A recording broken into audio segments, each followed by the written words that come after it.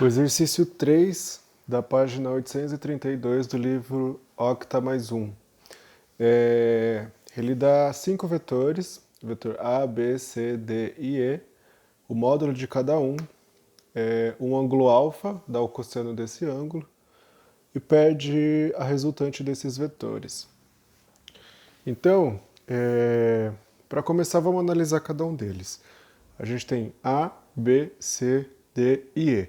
O D e o E, eles já estão no eixo X e Y, então a gente não precisa decompor nem o D nem o E, só o A, B e o C. Vou começar pelo B e o C porque é mais simples. Como que eu fiz? Primeiro eu comecei pelo B e eu achei aqui ó, um triângulo. Onde que está esse triângulo? Aqui, ó. Aqui é a hipotenusa, aí aqui a gente tem esse triângulo aqui. Eu chamei esse cara de Y, esse de X, o módulo dele vale 5, o módulo do B vale 5, então a hipotenusa vale 5. E tirei as funções trigonométricas, seno e cosseno.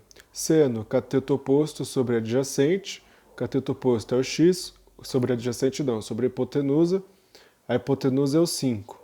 Isolando o X, eu vou ter 3. O cosseno, cateto adjacente sobre hipotenusa, então ficou y sobre 5, que é a hipotenusa. Isolando o y, isso aqui vai me dar 4. E aí eu vou analisar o vetor. Se você ver, ele está apontando para esse lado. Isso significa que a decomposição dele vai estar mais ou menos assim. Ou seja, o x aponta na direção positiva do nosso referencial e o y aponta no negativo do nosso referencial. Por isso que o x ele é positivo e o y é negativo, por conta do sentido dos vetores. Então eu tenho que o meu bx vale mais 3 e o meu by vale menos 4. Para o vetor C, a mesma coisa, usei a mesma técnica. O triângulo está aqui. Então eu chamei aqui x, y e a hipotenusa é o próprio valor do vetor C. Fiz de novo as duas funções trigonométricas, seno e cosseno.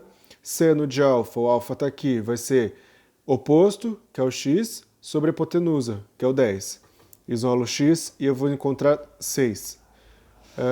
Cosseno de alfa, cateto adjacente, que é o y, sobre a hipotenusa, que é o 10. Isolo meu y, eu vou achar igual 8. Então aí de novo eu tenho que fazer aquela análise.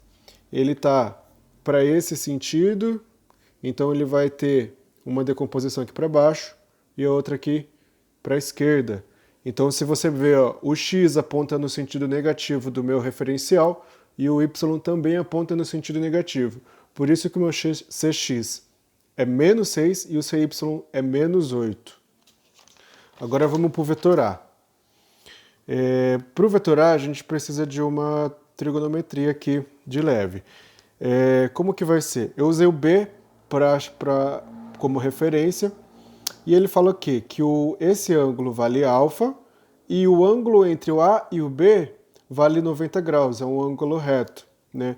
Então, ó, se a gente analisar esse ângulo aqui, ó, né, dos referenciais, ele vai ter que ser um ângulo reto. Por isso, esse ângulo aqui, ele vai ser esse 90 dos referenciais menos esse alfa, certo? Eu chamei esse cara de beta. Então, esse ângulo aqui é o meu ângulo beta, ele vai ser 90 dos dois referenciais menos esse ângulo. Vai ficar esse ângulo aqui que é o 90 menos alfa igual a beta. Do mesmo jeito, só que agora olhando para o vetor A e o vetor B, o ângulo entre eles é de 90 e esse ângulo aqui é 90 menos alfa, ou beta. Então, esse outro ângulo aqui vai ser o quê? O 90 menos esse beta. 90 menos beta é igual a 90 menos... O beta vale 90 menos alfa, então ficou 90 menos alfa. Esse cara vai ficar negativo, menos com menos vai ficar positivo. Então, ficou 90 menos 90 mais alfa. Ou seja, esse ângulo aqui é o próprio alfa. E aí, de novo, aqui eu fiz o triângulo. Aqui está a minha hipotenusa e o meu triângulo fecha aqui, ó. Então, aqui vai ser x, y, a hipotenusa é o próprio valor do A. Apliquei de novo as duas funções trigonométricas, seno e cosseno. Seno, o alfa agora está aqui, então o oposto do seno é o y, ficou y sobre a hipotenusa que é 20, isolo meu y e vou encontrar 12. O cosseno é o cateto adjacente, nesse caso vai ser o x, a hipotenusa é 20, isolo o meu x e vou encontrar 16. Novamente eu vou fazer aquela análise, onde eu vou colocar os vetores decompostos aqui.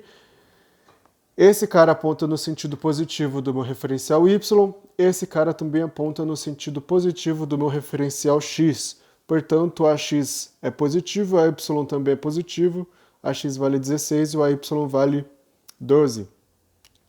Depois disso, eu já tenho todos os vetores decompostos. O d e o e não precisa, né, porque ele não tem nenhuma decomposição, o e não tem nenhuma decomposição em x e o d não tem nenhuma decomposição em y. E aí eu vou fazer o quê? Somar cada parcela de x e depois cada parcela em y. Em x, então, eu vou usar o ax, o bx, o cx, o dx e o ex. Ax, 16, bx, 3, cx, menos 6, o dx, menos 3 e o ex vale 0. Faz essa sominha e isso aqui me deu 10 positivo.